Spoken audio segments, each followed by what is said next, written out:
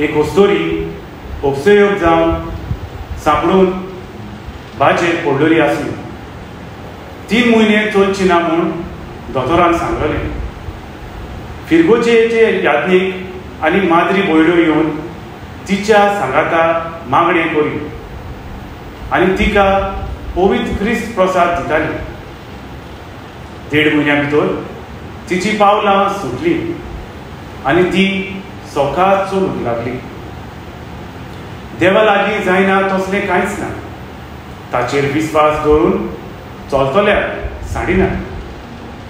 आयज जेजू म्हाका आपल्या कुडी रोगताची गोडसाण दिसान दीस मिसा पेटेंत फावो करता।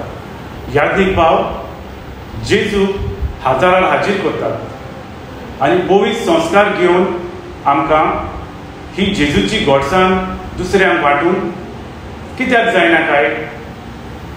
खरेंच आमी आमची अस्मिताय अस्कोताय आनी पातोप आमी वळखूंक गरज आसा।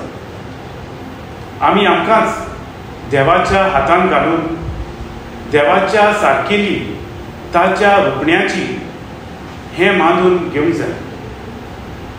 जेजूचें मांस रोगोत घेता तेन्ना आमचे कुडींत जेजूची पवित्रताय आनी दैवीक जिवीत व्हांवता। हें सोत वळखून घेवन दर दिसा ही दैवीक कृपा आमी दुसऱ्यांक वांटूंक वावरूंक जाय। जशें जेजून म्हणलें, तांकां खावंक जेवंक तुमीच दियात। जेन्ना लोकांच्या जिवितांत कोश्ट, एकसुरपण, उणेपण, भूक आनी निराशीपण येता तेन्ना बरें उतर, जाणबाय, बूद, काळजीदारपण, समजिकाय, बोरमासो आनी भावार्थ दिवंक वावरूया।